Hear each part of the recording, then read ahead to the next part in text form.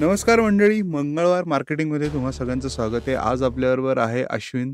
नमस्कार. अश्विन यार्दी हा एक वेगळ्याच विषयावरती, म्हणजे ज्याच्या सगळ्यांची उत्सुकता आहे असा विषय आपल्याशी बोलायला आलेला आहे. तर अश्विन, मंगळवार मार्केटिंगमध्ये तुझं स्वागत करतो. थँक्यू. अश्विन हा क्रिप्शन नेटवर्क म्हणून एक कंपनी आहे, एक स्टार्टअप आहे. त्याचा को फाउंडर आणि CTO म्हणजे चीफ टेक्नॉलॉजी ऑफिसर आहे.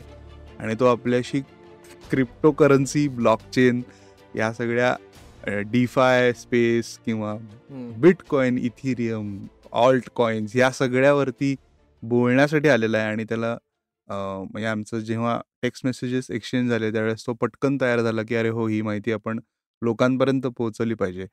तर अश्विन, क्रिप्शन नेटवर्कबद्दल सांग आणि मग ओव्हरऑल ब्लॉकचेनबद्दल बोलायला चालू कर. आपण मध्ये मध्ये प्रश्न विचारूच, मलाही खूप जाणून घ्यायची इच्छा आहे. नक्की. फर्स्ट ऑफ ऑल थँक्यू मला बोलवल्याबद्दल पॉडकास्टमध्ये. आणि नक्कीच क्रिप्टो हा विषय असा आहे की खूप मिसकन्सेप्शन्स आहेत राईट. क्रिप्टोबद्दल. आणि आय वुडंट से की मिसकन्सेप्शन्स आहेत, तर काही फॅक्ट्स पण आहेत. कारण Right. क्रिप्टो म्हणजे फक्त स्कॅम नाहीये, हे एस्टॅब्लिश करणं खूप इम्पॉर्टंट आहे. हा, तर ती पहिली नोट आहे की crypto is not scam. Exactly. Nice.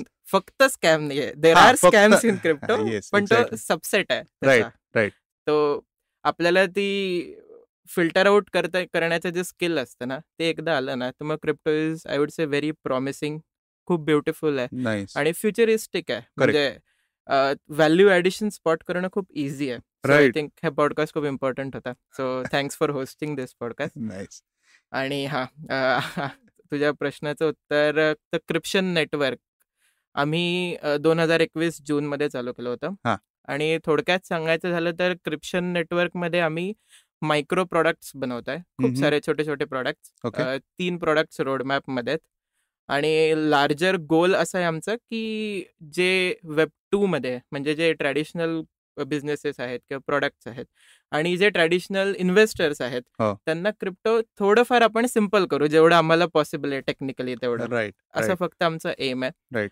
आणि करंटली आम्ही डॅप फॅक्टरी नावाचं एक प्रोडक्ट आहे, त्याच्यावर काम करतो. ओके. आणि त्याचं सिम्पल हे ऑब्जेक्टिव्ह आहे की क्रिप्टोमधल्या ज्या सर्व्हिसेस आहेत, ज्या टेक्निकली बिल्ड करायला खूप कष्ट लागतात हो, लोकांना, हो. ते आम्ही सगळं बिल्ड करून ठेवलंय. तुम्ही फक्त या आमच्या वेबसाईटवरून, आम्हाला सांगा, वेबसाईटलाच सांगा बेसिकली काय हा, करायचंय, हा. आणि डायरेक्ट ते डिप्लॉय करून टाकेल. आम्ही प्रोसेसमध्ये इंटरफेअर पण नाही करणार कुठेच. अच्छा, म्हणजे बेसिकली प्लग अँड प्ले सारखं तुम्ही तुमचं प्रोडक्ट बनवू शकता तुमचे कॉम्पोनंट्स वापरून. बरोबर. म्हणजे आता प्रत्येक क्रिप्टो प्रोजेक्ट्समध्ये असे काही कॉम्पोनंट्स असतात जे कॉमन असतात आणि राईट. सारखे प्रत्येक प्रोजेक्टला लागतात ते. येस. पण प्रोजेक्ट्स जर त्याच्यात खूप वेळ त्यांनी वाया घालवला किंवा पैसे वाया घालवले, तर Right. मग त्यांना जे मेन डिलिव्हर करायचं आहे ते नाही. बाजूला राहतं. Correct. आणि मग ह्याच्यातच 2-3 महिने निघून जातात. करेक्ट. त्याच्यामुळे आमचं प्रोडक्ट फटाफट तुम्हाला बुटस्ट्रॅप करू शकेल. फटाफट Nice. टोकन बनवा, फटाफट त्याचं स्टेकिंग पूल वगैरे काय करायचंय तुम्हाला करा आणि Correct. तुमच्या याच्यावर फोकस करा. येस. आता तू बोलता बोलता खूप साऱ्या टर्म्स वापरल्यास. त्याच्यामध्ये त्या आपण थोड्या एक्सप्लोर करू, म्हणजे आपल्या नक्की. लिस्नर्सना पण कळेल. तर आपण पहिला थोडं मागे जाऊ येस. की ब्लॉकचेन आणि क्रिप्टोकरन्सी या 2 टर्म्स वारंवार ट्रेडिशनल मीडियामध्ये पण वापरल्या जात आहेत. बरोबर. या 2 वर्षामध्ये अनेक लोक हे टर्म्स बोलायला लागलेत. बरोबर. 2016-17 मध्ये लोक एवढं बोलत नव्हते किंवा बिटकॉइनही फार ऐकला नव्हता. बरोबर. घेतला तर खूप कमी लोकांनी होता घ्यायला त्यावेळेस. पाहिजे होता, ती त्यावेळेस गोष्ट घ्यायला वेगळी आहे. पाहिजे होता, ती गोष्ट वेगळी. पण या 2 टर्म्सवरती आपण पहिले प्रकाश टाकू की ब्लॉकचेन ओव्हरऑल काय आहे हम्म. आणि क्रिप्टोकरन्सी हम्म. हा काय प्रकार आहे. बरोबर. तर समजण्यासाठी ही गोष्ट, म्हणजे जर आपल्याला कॉन्सेप्ट समजायचे असेल ना, Yes. तर एक सिम्पल यूज केस घेऊ आपण. म्हणजे उदाहरण घेऊ एक, करेक्ट. की पंजाब नॅशनल बँकेचा स्कॅम झाला. हो. का स्कॅम झाला? कारण बँकेने जे काही ट्रान्झॅक्शन्स केले, हो. त्याचा सगळा कंट्रोल कोणाकडे होता? बँकेकडे होता.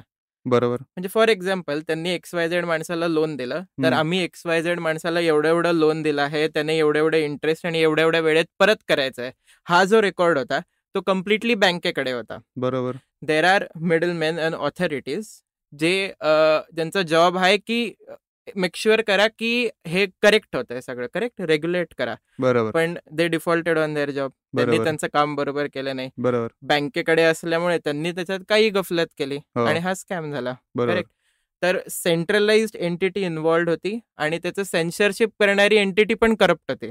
बरोबर त्याच्यामुळे असे स्कॅम होतात. राईट तर ब्लॉकचेनचं प्रॉमिस काय आहे की कट आउट दिस मिडलमॅन. ओके जर तू क्लेम करतोय की तू मला ₹100 दिलाय आणि ते ब्लॉकचेनवर रेकॉर्ड झालंय, तर अख्ख्या जगात कोणीच असा नाहीये की जो म्हणू शकेल की तू मला ₹100 दिलेच नाही म्हणून. ओके त्याचं एक ओके प्रूफ आहे आणि ते मॅथमॅटिक्स आहे आणि इनडिस्प्युटेबल आहे. म्हणजे ते झालंय, ते रेकॉर्ड आहे, सगळ्यांना दिसतंय अख्ख्या जगात. त्याच्यात काही डाऊटच नाहीये बेसिकली. सो ते कोणी पण पाहू शकतं, कोणी पण ते बघून त्याची व्हॅलिडिटी किंवा त्याचं जे प्रूफ आहे हे मान्य करण्याशिवाय काही पर्याय नाही. पर्यायच नाही. राईट. सगळेजण बघू आणि ते शकतात ऑल्टर openly. पण करता येत नाही. करता येत नाही त्याच्यामुळे. राईट एकदा 100 झाले तर उद्या मी असं म्हणत नाही की अरे तू मला ₹90 दिले, ₹10 दे आता, असं मी परत म्हणू शकणार नाही तुला. किंवा किंवा त्या रेकॉर्डला तू किंवा कोणी पण जाऊन असं नाही करू शकणार की ते आता 110 करून टाक. बरोबर तर तसं ते टॅम्पर नाही करता येत. Correct correct. सो ही एक ब्लॉकचेन टेक्नॉलॉजी किंवा ज्याला आपण ब्लॉकचेन काय म्हणू आपण, माइंडसेट म्हणू आपण. तर हे एक मॅथमॅटिकल कोड बेस्ड घडणारी प्रोसेस आहे. बरोबर ठीक बरोबर आहे. करेक्ट. आता क्रिप्टोकरन्सी हा एक थोडा चर्चेचा विषय झालेला आहे. तर ते काय आहे एक्झॅक्टली? बरोबर. आता हे जे ब्लॉकचेन्स आहेत, हो. हे ब्लॉकचेन्स चालण्यासाठी किंवा हे चालू ठेवण्यासाठी एक आपल्याला इन्सेंटिव्ह मेकॅनिझम काहीतरी पाहिजे. करेक्ट. राईट. हे ट्रान्सपरन्सी मेंटेन करायला पाहिजे आपण. सगळ्यांना विश्वास ठेवता यायला पाहिजे या नेटवर्कवर. आणि त्याच्यासाठी रिवॉर्ड मेकॅनिझम म्हणून जे काही करन्सी वापरतात, ती करन्सी बेसिकली क्रिप्टोकरन्सी आहे. ओके. आणि ती पण मॅथमॅटिकली सिक्युअर्ड आहे युजिंग द सेम इन्फ्रास्ट्रक्चर. म्हणजे हे ब्लॉकचेनचा बेस वापरून हे सगळं सिक्युअर आहे already. It's just the currency use to make sure that the blockchain stage transparent. Okay okay. Sorry, खूप इंग्लिश झालं का? नाही नाही नाही नाही नाही दॅट इज फाईन. कारण काही गोष्टी आहेत. म्हणजे क्रिप्टोकरन्सीला आभासी चलन हे जेव्हा पेपरमध्ये वाचतो ना, तेव्हा मलाच समजायला थोडा वेळ लागतो की Correct. त्यापेक्षा आपण त्याला ज्या टर्म्स प्रचलित आहेत करेक्ट तर त्या आपण वापरू. आता टोकन इज टोकन, बरोबर. त्याला काही दुसरी टर्म नाही. तर आता अजून काही प्रश्न जे बेसिक आहेत ते आपण करू की प्रायमरीली बिटकॉइनची हवा खूप आहे. बरोबर. तर आता हे बिटकॉइन प्रकरण काय आहे किंवा आता अनेक लोक, म्हणजे आता मी ऑनेस्टली सांगतो, त्याच्यावरती तूच उत्तर दे, पण मला जे काही प्रश्न येतात ते सांगतो. ओळखीच्यांमधनं किंवा रॅन्डम आपण ट्विटरवरती समजा काही बोलत असू की अरे मला ₹1,000 बिटकॉइन घ्यायचे, तर कुठून घेऊ, हा एक प्रश्न बऱ्याचदा येतो. बरोबर. तर बिटकॉइन बद्दल सांग आणि अशा इन्व्हेस्टमेंट्सचा काय आहे किंवा ओव्हरऑल लोकांनी काय इन्फॉर्मेशन घेतली पाहिजे ह्याच्याकडे आपण फोकस करूया. बरोबर. तर पहिला जो भाग आहे प्रश्नाचा की बिटकॉइन काय आहे बेसिकली, तर आपण आत्ताच एक एक्झाम्पल बघितलं, उदाहरण बघितलं की पेमेंट्स ट्रस्टलेसली करण्यासाठी ब्लॉकचेन आहे. करेक्ट. मिडलमॅन नाहीये, बँक नाहीये, शनिवार रविवारची सुट्टी नाहीये, ते सगळं 24 तास चालू आहे. त्याच्यासाठी हे ब्लॉकचेन आहे. आता बिटकॉइन हे बेसिकली एका ब्लॉकचेनचं नाव आहे. ओके. ही ब्लॉकचेन ऑलरेडी चालती आहे. तिचे अख्ख्या जगभरात वेगळे लोक मिळून ती ब्लॉकचेन चालवत आहेत. म्हणजे कोणी एक एंटिटी त्याच्यावर कंट्रोल करत नाहीये की उद्या कुठली गव्हर्नमेंट येऊन म्हणू शकत नाही की आम्ही बिटकॉइन बंद करून टाकतो. आणि हे नेटवर्क चालवण्यासाठी जे आपण आता म्हटलं की सगळ्यांना रिवॉर्ड्स द्यायला आणि हे ट्रान्सपरन्सी मेंटेन ठेवायला जी करन्सी लागते ती बेसिकली बिटकॉइन आहे. ओके. तर प्रायमरी ऑब्जेक्टिव्ह बिटकॉइनचा काय आहे की तू मला बिटकॉइन कुठूनही, कधीही, कुठल्याही दिवशी, कितीही वाजता, कितीही अमाऊंट पाठवू शकतो. कोणी तुला ह्याच्यात अडवू शकत नाही किंवा काही म्हणू शकत नाही की तू ह्याला बिटकॉइन पाठवू शकत नाही, कारण आमची वर्किंग आवर्स 9 ते 6 असतात. असं कोणीच करू शकत नाही. हा बेसिकली बिटकॉइन आहे. It's a payment system which runs 24/7 across the world. Okay. आता याची प्राइस हा जो विषय आहे, बरोबर, तर तो अनेकांना लक्षात येत नाही की व्हाय बिटकॉइन इज एक्सपेन्सिव्ह और आत्ता एक्सपेन्सिव्ह आहे. कधी कधी तो एकदम खाली पण येऊ शकतो आणि तो people are looking at it as a share Correct. Market thing. तर याची प्राइस कशी ठरवली जाते किंवा याच्या प्राइसकडे किती लक्ष दिलं पाहिजे बरोबर. या गोष्टी आणि बरोबर, त्याचीच का जास्त आहे? कारण ते सगळ्यात महाग कॉइन असू शकतो आता. बरोबर. आणि ह्याच्याच उत्तरात आपण आधीच्या प्रश्नाचा दुसरा भाग पण कव्हर करू, हां. की इन्व्हेस्ट करताना येस. काय इन्फॉर्मेशन बेसिकली येस. ठेवली पाहिजे. करेक्ट. तर सगळ्यात पहिलं इन्व्हेस्टमेंटचं प्रिन्सिपल काय आहे? मग ते क्रिप्टो असेल, बिटकॉइन असेल, तिसरी कुठली क्रिप्टो करन्सी असेल किंवा नॉन क्रिप्टो इन्व्हेस्टमेंट असतील, म्हणजे गोल्ड असतील, म्युच्युअल फंड्स असतील.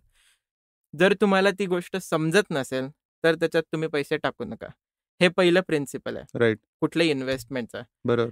तर आता बिटकॉइनमध्ये जर तुम्हाला इन्व्हेस्टमेंट करायची असेल तर आधी मेक शुअर की तुम्हाला बिटकॉइन काय हे ॲटलिस्ट थोडंफार समजतंय. हो. You are able to relate with it की बिटकॉइन काय आहे आणि का रिक्वायर्ड आहे अख्ख्या जगात. करेक्ट. आणि म्हणजे हे सगळ्यात बेस आहे. हे कळल्यानंतर I think you can experiment whatever is your risk appetite वगैरे. बरोबर. This is not a financial advice by the way. नाही, ॲब्सोल्युटली नाही. तर पुढे जाण्याच्या ऐवजी मी खरंच परत एकदा सांगतो की इथे कुठलीही इन्व्हेस्टमेंट ॲडवाइस आम्ही देत नाही. कुठे आम्ही सांगत नाहीये की अमुक करन्सी घ्या, तमुक करन्सी घ्या, असं काही नाही. हे टिपिकली इन्फॉर्मेशन बेस्ड आपला हा एपिसोड आहे. तर कृपया ते ॲडवाइस म्हणून घेऊ नये. बरोबर. आणि तुम्ही विकत घेतलेले बिटकॉइन आम्हाला मिळणार नाहीयेत. त्यामुळे काही प्रश्नच येत नाही. येस. हां. आणि आता बिटकॉइन का व्हॅल्युएबल आहे? म्हणजे त्याला जी प्राइस येते, जी कमी जास्त होते, ती का होते? राईट. सिम्पल एक्झाम्पल आहे की गोल्ड. सोन्याचा भाव कसा ठरतो?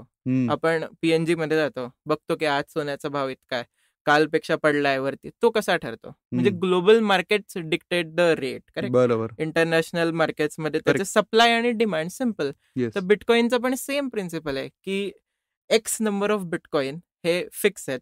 एवढेच बिटकॉइन असणार आहेत. येस. आणि आता हे बिटकॉइन जगभरात वेगळ्या लोकांकडे आहेत. ते एक्सचेंजेसवर जातात, बाय करतात, सेल करतात. त्यातून सप्लाय डिमांड जनरेट होतात. तर जेवढं त्याची डिमांड वाढते, म्हणजे जेवढे लोक बिटकॉइन खरीदतील, म्हणजे घेतील, विकत घेतील की अजून हवंय, तर त्याची प्राइस वरती जाईल. जेवढे लोक ते विकतील त्याची प्राइस खाली जाईल. एवढंच बेसिकली फंड आहे. करेक्ट. बिटकॉइन खालोखाल येतो, म्हणजे पॉप्युलर कॉइन ज्याला आपण म्हणू किंवा पॉप्युलर क्रिप्टो करन्सी म्हणू, तो आहे इथिरियम. आणि इथिरियम वरती भरपूर बोलण्यासारखं आहे. पण थोडक्यात इथिरियम किंवा ईथ ज्याला म्हणतो आपण, तर ते नेमकं काय आहे आणि त्याचं जाळं ऍक्च्युली खूप मोठं आहे. करेक्ट. तर तेही थोडंसं एक्सप्लेन करू आपण नक्की. लोकांना. आणि हा माझा फेवरेट पार्ट आहे क्रिप्टो करन्सी बद्दल. कारण फक्त जर बिटकॉइन असतं ना तर तू मला पैसे देऊ शकतो ट्रान्सपरंटली, त्याच्या व्यतिरिक्त त्याची काही व्हॅल्यू ॲडिशन नाही आहे. बरोबर. आणि म्हणजे गोल्ड सारखं कमोडिटी आहे, तू इन्व्हेस्ट करू शकतो. पण आता इथेरियमने आला आणि त्याने सगळा गेमच बदलून टाकला. बरोबर. इथेरियम आला आणि त्याने काय म्हणाला की ठीक आहे, तुम्ही पेमेंट नेटवर्क म्हणून तर वापराच, त्याचा काही डाऊटच नाही, ते तर आहेच. पण आम्ही तुम्हाला इथेरियम ब्लॉकचेनवरती रॅन्डम गोष्टी किंवा लॉजिक रन करू शकतो. राईट. आता एक्झाम्पल द्यायचं म्हणजे सगळ्यांना समजण्यासाठी, की आपण YouTube वापरतो. करेक्ट. YouTubeवर एखादा व्हिडिओ टाकल्यावर आपल्याला लाईक्स मिळतात, कमेंट्स मिळतात. पण ह्या ज्या सगळ्या लाईक्स किंवा कमेंट्स आहेत, हे जे आपल्याला YouTube दाखवतं ते आपल्याला खरं मानायला लागतं.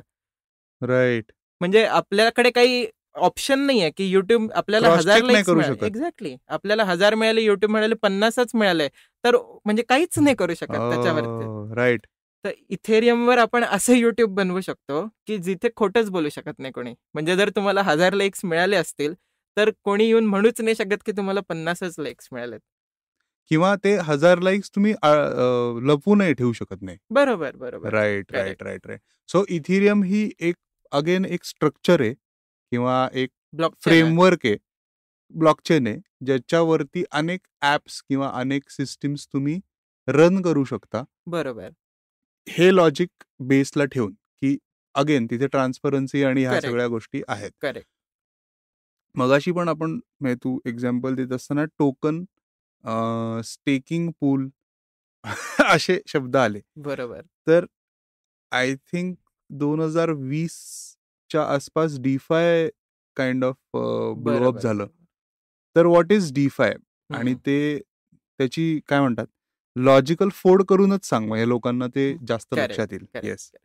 तर परत एकदा बेसिक यूज केसेस आपण काय कव्हर केल्या की पेमेंटसाठी वापरू शकतो, आर्बिट म्हणजे कुठलंही रॅन्डम लॉजिक रन करू शकतो. बरोबर. आता डीफायचा साधा सरळ फुल फॉर्म आहे डिसेंट्रलाइज्ड फायनान्स. राईट. तर सध्याचं जे फायनान्स वर्ल्ड आहे ते कसं चालतं, मिडलमॅनने चालतं. तुम्हाला स्टॉकमध्ये टाकायचं ब्रोकर थ्रू जा. कंपनीज जेव्हा लिस्ट होतात स्टॉक मार्केटवर तर सेबी आहे तिकडे मिडलमॅन जे हे सगळं रेग्युलेट करतं आणि Right. हा त्यांचा जॉब आहे. राईट. पण डिसेंट्रलाइज फायनान्समध्ये असं आहे की तुम्ही इथेरियम कम्पॅटेबल इथेरियम सारख्या ब्लॉकचेन्सवर अशी बँक बनवून टाकू शकतात की त्याच्यात कोणी मिडलमॅन नाही आहे. म्हणजे एक सिम्पल परत उदाहरण द्यायचं झालं तर उद्या मी HDFC बँकेकडे गेलो आणि म्हटलं की मला 1 कोटीचं लोन हवंय, तर ते डायरेक्ट लोन देतील का? नाही. तरी आपण तरी पुण्यात राहतो, बरेच ऍक्सेसिबल आहेत या गोष्टीला. हो. आता हीच गोष्ट समजा आफ्रिकेतला कोणी नायजेरियातला राहणारा माणूस आहे, तो जाऊन कुठल्याही बँकेकडे किती लोन मागू शकतो का? नाही. नाही कारण मागू शकत. ते सेंट्रलाइज इन्फ्रास्ट्रक्चर आहे. राईट. पण जर मी हे म्हटलं की आत्ता इथेरियमवर एक बँक अशी चालू आहे की जी तुमच्याकडनं नॅशनॅलिटी, KYC, आधार कार्ड, तुमची हिस्ट्री हे काहीच मागत नाही. ते म्हणतात की तुम्हाला लोन हवंय, तुम्ही मला काहीतरी एक गॅरंटी द्या लोनची. ॲज लॉंग ॲज तुमच्याकडे गॅरंटी आहे, तुम्ही लोन घ्या. मला तुमचा बॅकग्राऊंडचा फरकच नाही पडत. अशी बँक ऑलरेडी लाईव्ह आहे. आणि हे जे डिसेंट्रलायझेशन आहे हे सगळं, तर हे बेसिकली डीफायचा एक इथॉस आहे, म्हणजे एक महत्वाचं प्रिन्सिपल आहे त्याचं, हा. की काही फिल्टरेशन नाही, काही नाही. Open access to all the financial basically markets. Right. Right. Right. So इथे तुम्हाला कुठलंही अकाउंट बनवावं लागत नाही करेक्ट. आणि तुमचा जो डेटा प्रायव्हसी आहे अबाउट पर्सनल इन्फॉर्मेशन करेक्ट. ती कुठेही तुम्हाला Leak होत द्यावी नाही. लागत नाही. करेक्ट. मग आता ह्याच्यात हे कनेक्ट कसं होतं? हम्म. म्हणजे आता मी जसं तू म्हणलास की ही एक बँक आहे, या बँकेशी मला काहीतरी इंटरॅक्ट करायचंय, करेक्ट. ते असणारे वेबसाईटवरनं, ॲपवरनं, वॉटेवर. करेक्ट. तर मला ते आयडेंटिफाय कसं करतील की हा तोच माणूस आहे? करेक्ट. तर आता इथेरियममध्ये अजून एक कॉन्सेप्ट आहे, म्हणजे मी प्रयत्न करतो की खूप टेक्निकली कॉम्प्लिकेटेड न करता त्याला सांगू. पण अकाउंट ओपन केलं की आपल्याला अकाउंट नंबर मिळतो बँकेत, बरोबर? करेक्ट. अख्ख्या बँकेत आपला अकाउंट नंबर युनिक असतो, करेक्ट. बरोबर, त्यांच्या इन्फ्रास्ट्रक्चरमध्ये. तर सिमिलर कॉन्सेप्ट इथेरियमवर पण फॉलो होते. जर तुम्हाला इथेरियम ब्लॉकचेन ॲक्सेस करायचे असेल, इथेरियम तुम्हाला ट्रान्सफर करायचे असतील, तर तुम्हाला बेसिकली एक ॲड्रेस मिळतो. हो. प्रत्येक ॲड्रेसची एक प्रायव्हेट की असते. म्हणजे बरोबर. 2 गोष्टींमध्ये खूप फरक आहे, पण आपण येऊ येस. त्याच्यात. येस. करेक्ट. येस. तर तुमच्याकडे तो ॲड्रेस आला की तुम्ही इथेरियमवर YouTube असेल, नाहीतर मग इथेरियमवरची बँक असेल किंवा इथेरियमवरचं म्युच्युअल फंड असेल, राईट. तुम्ही काही ॲक्सेस करू शकतात, पण तुमच्याकडे ते अकाउंट असेल. करेक्ट. सो ती की ऍक्ट्स ॲज युअर की, म्हणजे ऍक्च्युअल किल्ली बेसिकली एक्झॅक्टली, आहे. ती तुमच्या लॉकरची किल्ली आहे. हा, तर युनिक. आता इथे जेव्हा लॉकर तू म्हणलास, तिथे वॉलेट माझ्या डोक्यामध्ये आलं. करेक्ट. तर करेक्ट. आता हा पण एक ज्याला आपण म्हणू की कमी माहितीचा विषय आहे किंवा त्याचं महत्त्व अनेक लोकांना माहिती नाहीये. बरोबर. तर तोही आपण एक एज्युकेशनच्या दृष्टीने क्रिप्टो वॉलेट किंवा ब्लॉकचेनचं वॉलेट हम्म. हे तू थोडंसं एक्सप्लेन कर आणि काय काय काळजी घेतली पाहिजे, कारण ते खूप महत्वाचं आहे. बरोबर. बरोबर. आता परत वॉलेटची कॉन्सेप्ट समजण्यासाठी एक सोपं उदाहरण घेऊ आपण. हा. Paytm wallet correct. सगळेजण वापरतात. वॉलेट म्हणजे आपल्या खिशात पण एक वॉलेट असतं. वॉलेटचं काम काय? पैसे स्टोअर करणं, बरोबर. पैसे ठेवणं. काही महत्वाच्या गोष्टी असतील, पैसे नसतील तर त्याही ठेवणं, हे सगळं आपण वॉलेटमध्ये ठेवतो. आपले कार्ड्स असतील, काही हे असतील. बरोबर. सेम अगदी तसंच्या तसं बेसिकली इथेरियम वॉलेट आहे. इथेरियम वॉलेटमध्ये तुम्ही पैसे ठेवू शकता, जे ब्लॉकचेनवरचे पैसे आहेत बेसिकली. बरोबर. एवढाच त्याच्यावरचा फरक आहे. बरोबर. आता महत्वाचा फरक हा आहे आता 2 गोष्टींमध्ये, की प्रत्येक वॉलेटला एक जी लॉकरची किल्ली, प्रायव्हेट की आपण आत्ता म्हणालो, ती असते. आणि ती प्रायव्हेट की अख्ख्या जगात फक्त तुमच्याकडेच असते. राईट. कोणाकडेच नाहीये. म्हणजे कुठल्याच ॲप्लिकेशनकडे पण नाहीये. तुम्हाला तो फॉरगेट पासवर्डचा जो ऑप्शन मिळतो, तो पण तो करून तोही कोणी देऊ शकत नाही. काहीच नाही. ती फक्त तुमच्याकडे आहे. आणि जोपर्यंत तुमची प्रायव्हेट की तुमच्याकडे आहे, तोपर्यंत ते जे तुमचं अकाउंट आहे इथेरियमचं, ते ते तुम्हीच तुमचं आहे. तुम्हीच ऍक्सेस करू हां. शकता. आणि तुम्ही सोडून ते कोणीच ॲक्सेस करू शकत नाही. म्हणजे तुमच्या मागून कोणीतरी गेलं आणि बँकेतून पैसे काढून नेले वगैरे असं जसं तर काहीच काहीच शक्यच नाही असं काही होणार. बरोबर बरोबर. आणि आता ह्याच्यातनं फिजिकल वॉलेट्स पण निघालेली आहेत बरोबर. किंवा मे बी आपण आत्ता असं डिस्कस किंवा असं अशी इन्फॉर्मेशन शेअर करू की ह्या सगळ्या कीज ज्या आहेत किंवा ह्या ज्या किल्ल्या प्रायव्हेट कीज ज्या तू म्हणतोयस की ज्यांनी सगळं तुमचं ऑपरेट होणार आहे हम्म. याची काळजी म्हणजे हे जपून ठेवलं पाहिजे बेसिकली. ते बरोबर. कोणाच्या हाती लागता कामा नये. करेक्ट. त्या पाठ होण्यासारख्या गोष्टी नाहीयेत. एक्झॅक्टली. कारण की त्याचे भरपूर कॅरेक्टर्स असतात. तर ओव्हरऑल ह्याचं सिक्युरिटी वाईज आपल्या स्वतःसाठी त्या गोष्टी कशा स्टोअर केल्या पाहिजेत याच्याविषयी थोडंसं सांग. करेक्ट. तर म्हणजे मी जे प्रिन्सिपल मी फॉलो करतो ते की कुठल्याही ऑनलाईन ठिकाणी ही प्रायव्हेट की ठेवू नका. जेणेकरून ते चोरी करू शकतात, काही करू आपल्याला माहिती नाही की ऑनलाईन कोण रीड करतं, काय करतं. कारण ते वेब 2 कंपनीज आहेत. परत ते सेंट्रलायझेशन आणि त्यांच्याकडे करेक्ट. डेटाबेस असतो आणि त्या सगळ्या ॲक्सेस खूप गोष्टी. आहे. करेक्ट. सगळ्यात साधी गोष्ट आहे की आपल्या कागदावर लिहा कुठेतरी ती जी प्रायव्हेट की असते ती सगळी आणि एकतर तुमच्या एक म्हणजे सुरक्षित ठिकाणी घरात ती लॉकरमध्ये ठेवून त्याला चावी लावून ठेवून द्या. नाहीतर सरळ आत्तापुरतं आपण परत बँकेकडे जाऊ त्या गोष्टीसाठी. बँकेच्या लॉकरमध्ये जाऊन ठेवून घ्या. पण इथे बेसिक अझम्पशन आहे की बँकेचं लॉकर सेफ असतात. Yes, absolutely. सो ॲक्च्युली आता आपण बोलतोय त्याच्यातनं मला एक जाणवत आहे की हे टिपिकली एका एपिसोडमधनं होणारी गोष्ट नाहीये. एक्झॅक्टली. पण आपण ह्याच्याकडे असं बघू की हे एक इंट्रोडक्शन आहे ज्यांना माहिती नाहीये किंवा ज्यांना नुसतंच काही कीवर्ड्स आलेले आहेत की बिटकॉइन हे ते आता पडलं मार्केट, आता पैसे गेले, बिटकॉइनमध्ये इतक्या कोटीचं नुकसान झालं वगैरे वगैरे. तर फक्त ते ऐकून त्याच्यावरती विश्वास ठेवून कुठेतरी इन्व्हेस्ट करण्यापेक्षा ॲटलिस्ट ब्लॉकचेन, क्रिप्टोकरन्सी, इतर टोकन्स ह्याच्यावरती थोडासा वाचणं, ऐकणं करेक्ट. याने तुम्हाला फायदा होतो. तर असे कुठले रिसोर्सेस आहेत का, की जिथे लोकं पहिल्यांदा जे ॲक्सेस करतायत ही इन्फॉर्मेशन, तर त्यांना सोप्या पद्धतीने किंवा एका काय म्हणतो आपण थोड्याशा चांगल्या पाथनी त्यांना माहिती मिळेल, असे कुठले रिसोर्सेस आहेत? आता इंटरनेटमध्ये तर इंटरनेटवर खूप खूप म्हणजे असंख्य असे रिसोर्सेस आहेत. पण Coinbase नावाचं एक एक्सचेंज आहे. म्हणजे जगातलं सगळ्यात एक नंबरचं एक्सचेंज आहे. बरोबर. आणि त्यांच्याकडे एक ब्लॉग्स आहे. ब्लॉग सीरीज आहे. त्याच्यात त्यांनी छान एक्सप्लेन केलंय व्यवस्थित, राइट. की एक-एक कॉन्सेप्ट काय असते, वॉलेट काय आहे, तुमचा ॲड्रेस काय असतो, प्रायव्हेट की काय आहे. या सगळ्या गोष्टी त्यांनी प्रयत्न केलाय, की साध्या लोकांनाही समजेल अशा भाषेत एक्सप्लेन करायचा. राइट. Coinbaseचं एक आहे, सेम Binanceची ब्लॉग सीरीज आहे आणि YouTubeवर जर आपण नुसतं असं टाकलं, की अंडरस्टँडिंग क्रिप्टो वगैरे तर असंख्य आपल्याला व्हिडिओज मिळतात. त्याच्यातही डिसेंट्रलायझेशन करण्याची गरज आहे असं मला वाटतं. म्हणजे एक्झॅक्टली. एकाच रिसोर्स वाचून आपली पूर्ण अंडरस्टँडिंग न बनवता 10-100 वेगळ्या-वेगळ्या छोट्या-छोट्या गोष्टींमधून वाचून Redditवर असंख्य थ्रेड्स आहेत राइट. त्याच्याबद्दल, की राइट. नक्की काय आहे काय? तर सगळीकडून थोडा असं करून आपलं म्हणजे आपण व्यवस्थित अंडरस्टँडिंग बनवू शकतो त्याच्याबद्दल. शुअर. आणि इतर काही पॉडकास्ट पण आहेत म्हणजे आता आपण ह्या सगळ्या लिंक्स तर करूच या. हं. पण एक पॉडकास्ट एपिसोड आहे टिम फेरिस आणि नवाल रविकांतचा. बरोबर. तर त्याच्यामध्ये त्यांनी खूप चांगल्या पद्धतीने एक्सप्लेन करायचा प्रयत्न केलाय. काही मिथ्स दूर करायचा प्रयत्न केलाय. करेक्ट, तसंच एक कॉन्व्हर्सेशन आय थिंक नवाल आणि वितालिकचं पण आहे. करेक्ट. तर तेही म्हणजे मी डिस्क्रिप्शनमध्ये टाकीनच. येस. आता DeFi स्पेस जे तू म्हणतोस डिसेंट्रलाइज्ड फायनान्स याच्यामध्ये अ, या 3 वर्षामध्ये काय-काय चेंजेस झालेत आणि हं, ओव्हरऑल आत्ता एखादा जर माणूस समजा त्यांनी माहिती घेतली आणि त्याला हं, DeFi स्पेसमध्ये जायचंय. हं. टिपिकली मी सांगतो का हे मी विचारतोय. कारण खूप लोकांनी सक्सेस स्टोरीज ऐकलेल्या असतात, की मी DeFi स्पेसमध्ये आलो आणि मी आणि ते मिलेनियर झालो. युजुअली डॉलर्समध्ये सांगतात, की मी $2,00,000 मिळवले एका महिन्यामध्ये वगैरे, वगैरे. आता ॲक्चुअली ते $2,00,000 हे क्रिप्टोकरन्सीमध्ये असतात किंवा बरोबर. त्या टोकन फॉर्ममध्ये असतात. ते न सांगता म्हणजे आता मी समजा सांगितलं, की मी 20 इथिरियम मिळवले. तर 20 इथिरियमचं कौतुक कॉमन लोकांना नाहीये. हं. क्रिप्टो स्पेसमध्ये कदाचित भारी वाटेल.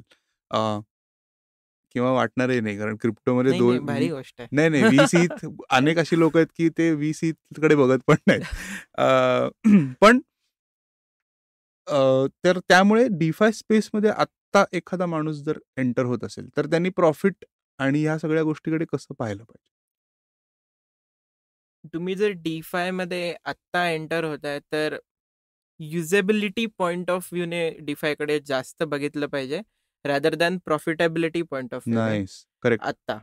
कारण आता असं आहे की जर आपण फक्त प्रॉफिटच्या मागे गेलो ना तर मग त्याच्यातून स्कॅम निर्माण होतात.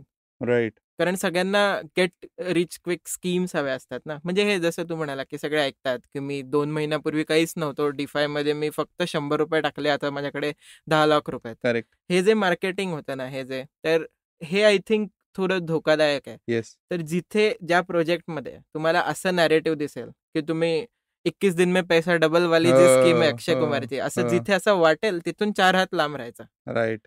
हा रूल ऑफ थंब आहे. कारण आता क्रिप्टोची आपल्याला व्हॅल्यू ॲडिशन ही आहे की युजेबिलिटी आणि फ्युचर प्रॉमिस आहे. तर आपण त्याच्याकडे त्या पॉइंट ऑफ व्ह्यूने बघू. आणि अलॉंग द वे हे ॲप्स यूज करताना म्हणजे जे एस्टॅब्लिश्ड बँक्स, कंपाऊंड फायनान्स नावाची जी बँक आहे येस. इथेरियमवर, ती यूज करतानाही असंख्य फायदे होत असतात. म्हणजे ते प्रोटोकॉल यूज करण्यासाठी आपल्याला इन्सेंटिव्ह देतात वगैरे. तर त्यातून आपल्याला थोडेफार मॉनिटरी फायदे होत असतात. नाईस. पण जो नशिबाचा जो खेळ आहे ना, की लॉटरी 100 टाकले 10 लाख मिळाले, Yes. त्याच्या मागे नाही धावायचंय आपल्याला, हे बॅक ऑफ द माइंड असणं खूप इम्पॉर्टंट आहे. ॲब्सोल्युटली. नाही, हे सगळे तू जेव्हा 21 दिन में पैसा डबल आणि ह्या ज्या स्कीम्स म्हणतोस ना, मला असे फ्लॅश झाले काही काही वाचलेले की जिथे स्कॅममध्ये लोकांनी खूप पैसे घालवलेत. आता क्रिप्टो, ब्लॉकचेन ह्याच्याबद्दल आपण बोलत असताना मी विचार करत होतो की हा प्रश्न विचारावा का? पण ज्यांना थोडंसं याविषयी माहिती आहे आणि ते जर ऐकत असतील, तर ते मला मारतील जर मी हा प्रश्न नाही विचारला तर. पण NFT, हां, तर हा एक परत थोडासा न समजलेला किंवा त्याची यूज केस माझ्या मते अजून खूप लोकांना कळलेली नाहीये. बरोबर. तर NFT काय आहे? बरोबर. आणि मी तर म्हणेल की लोकांची पण चूक नाही आहे. NFTला स्वतःला प्रूव्ह करायचं आहे अजून, की त्याची राइट. सॉलिड यूज केस काय आहे त्याची. करेक्ट. यूज केस आहे आत्ता पण त्याची. पण हे सगळं म्हणजे परत थोडं फिलॉसॉफिकल एंडला आहे, की NFT का इम्पॉर्टंट आहे, ते फ्युचरमध्ये काय प्रॉब्लेम्स आहेत. पण जी सॉलिड प्रॅक्टिकली की हां, हे NFT आणि हे सॉल्व्ह झालं. ही जी यूज केस आहे ना, ती क्रिस्टल क्लिअर. ती अजून एस्टॅब्लिश व्हायची आहे किंवा ती इन प्रोग्रेस आहे. इन प्रोग्रेस प्रोजेक्ट्स आहे. प्रयत्न करतायत. करेक्ट. पण जी DeFiने क्रॅक केलं इथेरियमसाठी ना, की ही इथेरियमची यूज केस आणि त्याच्यावर तुम्ही काही बोलूच शकत नाही. ते आता NFTसाठी होतंय हळू-हळू. राइट. तर NFT काय आहे, की परत सोप्या भाषेत सांगतो, की फक्त एक पावती आहे NFT ही. ती पावती फक्त ब्लॉकचेनवर आहे. ओके. म्हणजे आता एखादा आर्टवर्क आपण विकत घेतला. बिडिंग वगैरे ऑप्शन सिस्टीम्स होत असतात. ते घेतल्यानंतर आपल्याला सम फॉर्म ऑफ रिसीट मिळते, की हां, हे तुमचं आहे. आर्टवर्क आहे, कुठलीही गोष्ट घेतली आपण, साधं इलेक्ट्रॉनिक काही घेतलं तरी आपल्याला एक रिसीट मिळते, की हां, हे तुम्ही तुमचे ओनर आहेत. ही रिसीट फक्त ब्लॉकचेनवर टाकली, की ती NFT होते. ओके. ही सगळ्यात सोप्या भाषेतली त्याची डेफिनेशन आहे. ओके. आता ब्लॉकचेनवर कुठलीही गोष्ट आपण टाकू शकतो. ज्या गोष्टी टाकू शकतो, त्या गोष्टींचं NFT बनवू शकतो. आणि ओके. ब्लॉकचेन डिजिटल टेक्नॉलॉजी आहे. तर आपण काहीही बेसिकली ब्लॉकचेनवर टाकू शकतो. अगदी म्हणजे ज्या फिजिकल जगातल्या फोटो फ्रेम्स असतात, त्यापासून ते ज्या फिजिकल जगात नाहीच आहेत, पण फक्त आपल्या Googleवर मिळणाऱ्या इमेजेस आहेत, त्याच्यापासून सगळं आपण ब्लॉकचेनवर टाकू शकतो. बरोबर. पण थोडक्यात त्या फक्त पावती आहेत. तर तुमच्याकडे ती गोष्ट असेल, तर ब्लॉकचेनवर त्या पावतीत तुमचा ॲड्रेस लिहिलेला असेल, की या गोष्टीचा हा ॲड्रेस ओनर आहे. आणि ह्याच्यावर कोणीच डिस्प्यूट करू शकत नाही किंवा त्याला क्वेश्चन करू शकत नाही बेसिकली. करेक्ट. सो NFTचा full form non fungible token. Correct. So non fungible token जो लिटररी अर्थ आहे तोच एक्झॅक्टली NFTचा अर्थ होतो. बरोबर. सो जसं तू म्हणलास की काहीही आपण NFT मध्ये कन्वर्ट करू शकतो. सो इमेज असेल, ड्रॉइंग असेल, फोटो असेल, व्हिडिओ असेल, MP3 सॉन्ग असेल, काहीही. वाटेल ते NFT होऊ शकतं. बरोबर. आता NFT पॉप्युलर का झाल्या हे लोकांना सांग, कारण की मग त्याला आपण थोडंसं त्या यूज केसकडे जाऊ शकतो की किंवा NFTचा ट्रेड करेक्ट. हा एक थोडासा कौतुकाचा विषय लोकांमध्ये झालेला आहे की तिथनंही बरेच लोकांनी पैसे मिळवलेत असं लोकांचं म्हणणं आहे. Correct, correct.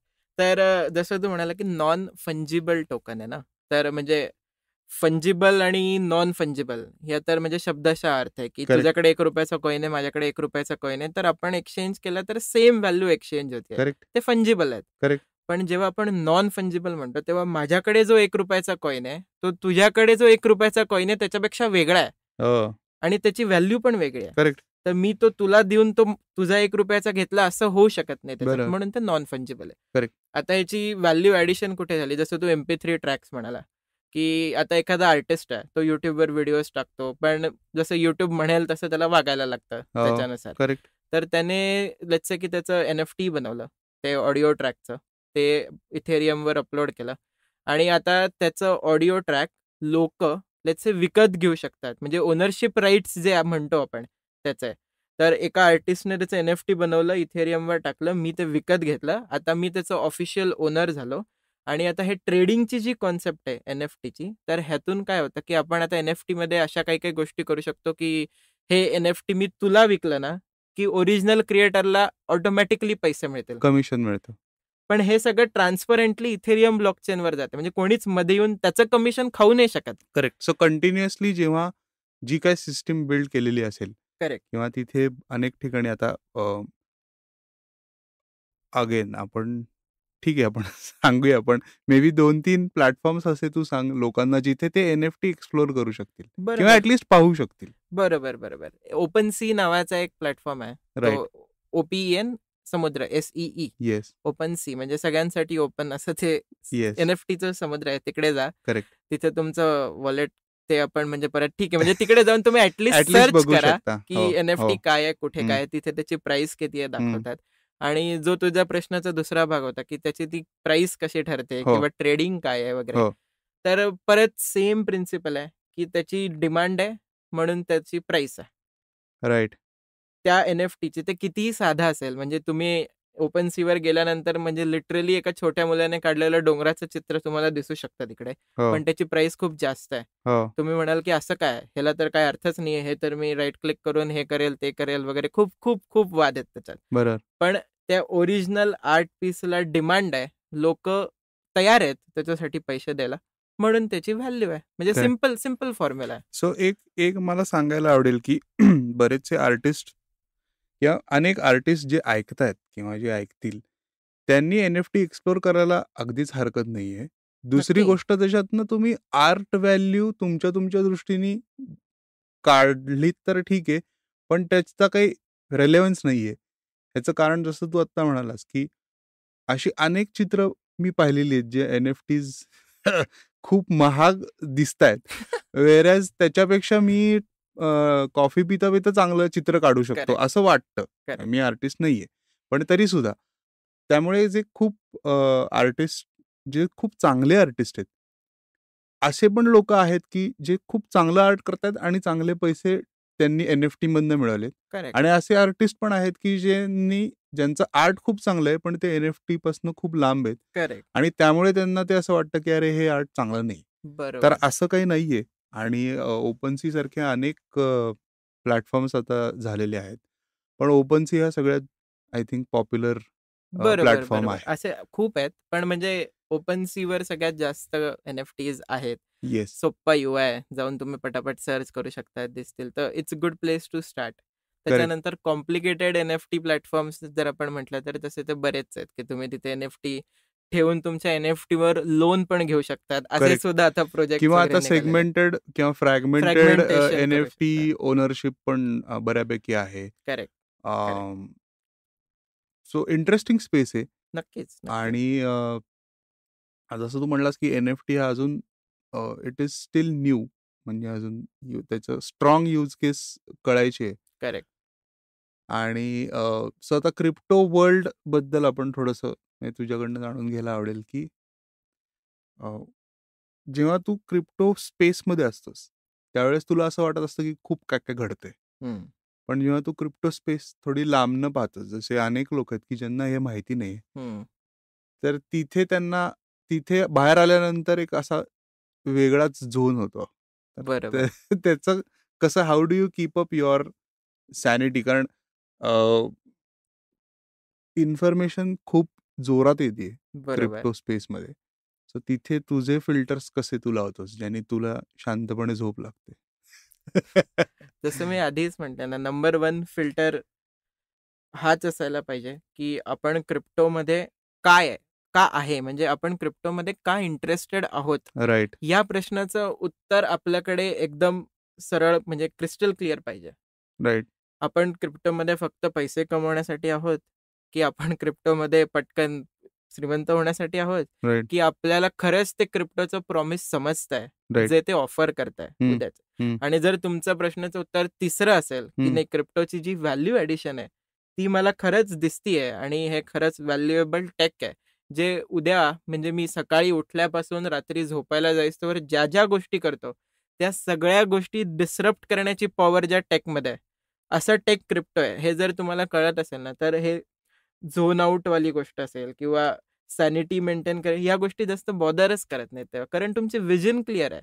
राईट. जी तुमचा कचरा आहे आजूबाजूला, हे जे गेट रिच क्विक आणि स्कॅम्स असतात, तो तर अर्ध्या असाच फिल्टर होऊन जातो. बरोबर. कारण तुमचं प्रिन्सिपल सॉलिड आहे, की मी क्रिप्टोमध्ये कशासाठी आहे, हे राईट. बेसिकली. पण आता डू यू थिंक, म्हणजे आता हे काही थोडे क्विक फायर सर काय हां, म्हणतात हां, हां. असे असे प्रश्न घेऊ आपण, की तुला असं वाटतंय का की फियाट करन्सी आणि क्रिप्टो करन्सी हं. ह्यांच्यात कॉम्पिटिशन आहे आणि someone will shut down somebody, असं वाटतंय तुला? किंवा crypto currency will take over the entire finance thing? How things stand at the moment नाही. बरोबर. आणि ऑनेस्टली म्हणजे मी जेवढं वाचलंय किंवा ज्या लोकांशी म्हणजे आता इंडस्ट्रीत राहिलोय, तर मला असं वाटतंय की आपण ॲज अ सिव्हिलायझेशन रेडी पण नाही आहे. राईट. की 100% ट्रान्सपरंट अशी फुल ऑन क्रिप्टो करन्सी आपण यूज करणारी आता रेडीच नाही आहे. तर गव्हर्नमेंटचा सपोर्ट आपल्याला लागणारच आहे. राईट. आणि क्रिप्टोचं प्रॉमिस फियाट रिप्लेस करणं हे आता 100% नाही आहे. राईट. ते फियाटला अजून एफिशियंट बनवणं आहे. येस. पण आता नेक्स्ट 5 इयर्समध्ये अगेन दुसरा थोडा आपण प्रश्न घेऊ, की नेक्स्ट 5 इयर्समध्ये तुला काय वाटतंय की इंडियामध्ये खास करून, बाहेरच्या देशांमधला आपण नको हात लावायला. पण इंडियामध्ये अशा कुठल्या पॉसिबिलिटीज दिसतायत जिथे क्रिप्टो फार इझिली वापरलं जाईल? करेक्ट. आणि त्याचं थोडंसं मास अडॉप्शन होऊ शकतं त्याचं. बरोबर. सगळ्यात सोप्पं उत्तर आहे supply chain. Okay. I know projects आणि फॅक्टरीज की ज्यांचं सप्लाय चेन आता ब्लॉकचेनवर चालतायत ओके. ऑलरेडी आणि हे क्रिप्टो नेटवर्क्स त्यांचं पॉवर करतायत हे सगळं. Okay. I think Sahyadri agrotech नाशिकला एक फॅक्टरी आहे, नाशिक जवळ त्यांची. बर. तर त्यांचे ॲक्टिव्हली ते इन्व्हॉल्ड आहेत क्रिप्टोमध्ये. नाईस. नाईस. महाराष्ट्र गव्हर्नमेंटने आता डिजिटल सर्टिफिकेट्स इश्यू केले होते पॉलिगॉन ब्लॉकचेनवर. नाईस. जसं इथेरियम आहे तसं पॉलिगॉन आहे. तर सगळ्यात जास्त यूज केस मला असं वाटतंय की या कमोडिटी सेक्टरमध्ये क्रिप्टोचं सगळ्यात जास्त आहे. की राईट. ते एफिशियन्सी आणते. 7-12 आपला जाऊ शकतो का? एक्झॅक्टली. 7-12 क्रिप्टोवर होऊ शकतो ह्या सगळ्या हे गोष्टी. अगेन मला थोडंसं परत एकदा चेक करून मी लिंक देतो. आणि काही चुकलं असेल तर आय एम सॉरी. पण आय थिंक फ्लोरिडामध्ये त्यांनी या सगळ्या गोष्टी ज्या आहेत, म्हणजे स्टॅम्प ड्युटी, रजिस्ट्रेशन, 7-12 हे जे प्रकार आहेत आपल्याकडे, तसेच जे फ्लोरिडामध्ये आहेत ते सगळे ब्लॉकचेनवरती त्यांनी शिफ्ट केलेले आहेत. करेक्ट. तर त्यामुळे आपल्याकडे असं एखादं प्रोजेक्ट होऊ शकतं किंवा नक्की. असं ही सिस्टीम चेंज होऊ शकते की सगळे 7-12 तुम्हाला ब्लॉकचेनवरती मिळतील, जिथे परत टॅम्परिंग, ट्रान्सपरन्सी करेक्ट. ह्या सगळ्या गोष्टी होतात. ऑथेंटिसिटी त्याची वाढते. करेक्ट. इव्हन तुमची आयडेंटिटी ऑन ब्लॉकचेन राईट. हा ॲक्टिव्हली खूप रिसर्च होतोय भारतात आपल्याकडे. नाईस. म्हणजे आरबीआयची डेडिकेटेड टीम आहे. ती ब्लॉकचेन्स आपण यूज कसे करू शकतो ह्याच्यावर करताय. नाईस. तर म्हणजे केवायसी जे आपण करतो, एचडीएफसी बँकेचं वेगळं करतो, आयसीआयसीआयचं वेगळं करतो, ॲक्सिसचं वेगळं करतो. एक अशी युनिफाईड सिस्टम अख्ख्या भारतात, की एकदा तुम्ही त्या नेटवर्कमध्ये केवायसी केलं, की मग भारतातल्या कुठल्याही बँकेत जाऊन तुम्हाला परत केवायसी करायला लागणार नाही. करायची कारण गरज ते नाही सगळं पडणार. ब्लॉकचेनवर ट्रॅक होतं. बरोबर. सो अमलगमेशन बऱ्यापैकी होऊ शकतं, म्हणजे मिक्सचर होऊ शकतं. करेक्ट. काही सिस्टम्स या ब्लॉकचेनवरती घडल्यामुळे काही इकडच्या सिस्टम सुधारू शकतात. करेक्ट. आता हा इंटरेस्टिंग प्रश्न आहे, की असं तुला कुठलं इयर वाटतंय, just name a year, random guess, की जिथे आपण डिपार्टमेंटल स्टोअरमध्ये जाऊन क्रिप्टो करन्सी वापरून एखादी गोष्ट घेऊ शकतो? भारतात. अच्छा. आय थिंक 2027 ते 28 पर्यंत हे व्हायला पाहिजे. ऊ. कारण 5 मला वर्ष. अशा टीम्स नाईस. माहिती आहेत नाही. की ओके, ज्या ओके. अशा नाईस. प्रोडक्ट्सवर काम करतायत. कुठल्या पॉप्युलर सिस्टम्स तुला माहिती आहेत का? किंवा सर्व्हिसेस माहिती आहेत का? जिथे क्रिप्टो पेमेंट ॲक्सेप्ट होतात? ऑनलाईन म्हणजे आता जे सेलर्स वगैरे विकतात, म्हणजे हार्डवेअर वॉलेट वगैरे जसं तू म्हणाला आता की फिजिकल वॉलेट्स असतात, ते हं, आपण ऑनलाईन खरेदी करायला गेलो, तर त्यांच्या वेबसाईटवर ऑप्शन्स आहेत, जे मी हं, बघितलेत, की हं, तुम्ही क्रिप्टोने पे करू शकतात. हं. त्याच्यानंतर मी पर्सनली असं अजून ट्राय नाही केलंय, की डे टू डे ज्या गोष्टी आहेत, त्याच्यासाठी मी क्रिप्टो वापरू शकतोय का नाही ते चेक करणं. पण क्रिप्टो स्पेसमध्ये अशा खूप गोष्टींमध्ये इन्व्हॉल्व्ड आहे. म्हणजे जसं की मला एक कोर्स करायचा होता, जो क्रिप्टोशी रिलेटेड होता. या, या. तर त्याच्यासाठी पेमेंट बेसिकली क्रिप्टोमध्ये क्रिप्टोमधनंच एक्सपेक्टेड केलं. होतं. Nice, nice, nice. तशी ती एक पिझ्झाची केस स्टडी आहे. करेक्ट. बिटकॉइन पिझ्झाची. तर ती मला वाटतं आपण इथे डिस्कस करण्यापेक्षा आय थिंक ती कॉल टू ॲक्शनमध्ये टाकू आपण. हां. लोकांना ती लिंक देऊया की त्यांनी ती वाचावी. इंटरेस्टिंग केस स्टडी. हां. की जिथे डे टू डे लाईफमध्ये त्यांनी पिझ्झा विकत घेतला बिटकॉइन देऊन आणि आज त्याची व्हॅल्यू इज एक्झॅक्टली. अमेझिंग. ते ॲज अन असाइनमेंट ठेवू शकतो, की आज त्याने ते बिटकॉइन ठेवले असते, तर किती किती पिझ्झा तो घेऊ हां, शकला तर असता. हे तुम्ही कॉमेंटमध्ये सांगा वगैरे, वगैरे. एनिवे पण again interesting. So Ashwin I think आपण क्रिप्शन नेटवर्कबद्दल कमी बोललोय. पण आय थिंक ते आपण राउंड 2 मध्ये बरोबर. करूया असं येस. वाटतंय. आणि खूप सुंदर सांगितलंस तू. मला तर मजा आली. लोकांना पण ॲटलीस्ट माहिती होईल आणि इंटरेस्ट डेव्हलप होईल. लिसनर्सना मी हे करतो की राउंड 2 साठी तुम्ही आता पुश करा आम्हाला. सो दॅट नक्की, नक्की. अश्विन येईल आणि आपल्याला सांगेल. Ashwin thanks a lot. Yes. छान आणि वाटतं असं, की येऊन क्रिप्टोबद्दल आपण अशी ओपन चर्चा करतोय आणि ती एवढे सगळे लोकं आता ऐकणार आहेत. नाईस. म्हणजे आय थिंक नेसेसिटी आहे. करायला पाहिजे. आपल्यासारख्या लोकांनीच करायला पाहिजे. Yes, absolutely. Anything for information असं आपण करेक्ट. म्हणू. आणि ती करेक्ट. कुठल्याही बाबतीमध्ये आहे. तरी आपण वेब 3 वरती अजून काही बोललो नाही आहोत. असे खूप विषय माझ्या डोक्यात येत आहेत की अजून आपण बोलायचं आहे. सो आय थिंक आपण राउंड 2 वरती जाऊया. नक्की. समटाईम इन नियर फ्युचर आपण येस, नक्कीच येस. राउंड 2 करू.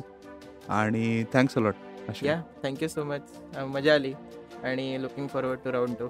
नाईस. Thanks a lot. चला तर मंडळी, पुढच्या आठवड्यात असंच एखाद्या विषयावरती आपण भेटूया. नवीन गेस्टसोबत, नवीन विषयासोबत. तोपर्यंत राम राम.